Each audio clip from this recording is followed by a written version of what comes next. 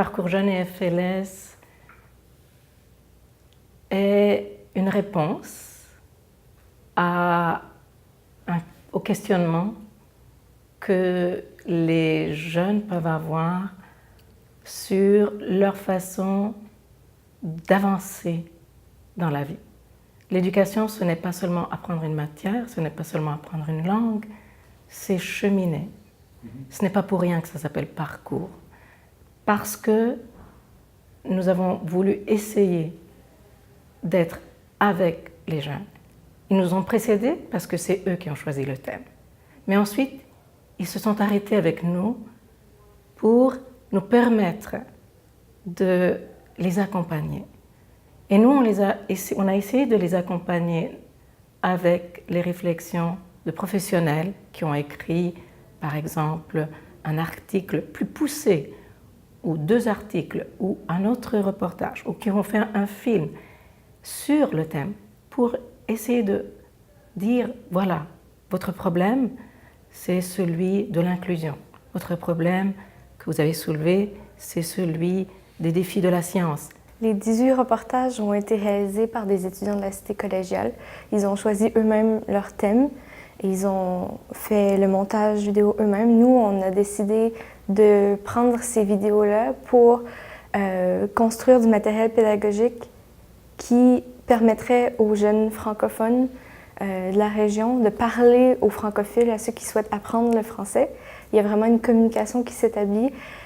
C'est important pour nous de montrer un langage authentique. Puis ces reportages-là permettent exactement ça.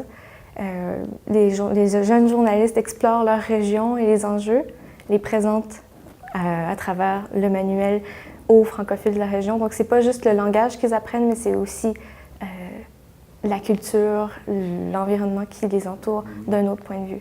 Premièrement, j'ai appris que les jeunes ont un regard extrêmement optimiste, malgré de grandes difficultés. Ils ont proposé des discussions qui tournaient autour de sujets qu'on entend dans l'actualité régulièrement, mais sous leur aspect le plus négatif. Eux, ils le proposent avec une ouverture vers quelque chose qui construit la compréhension.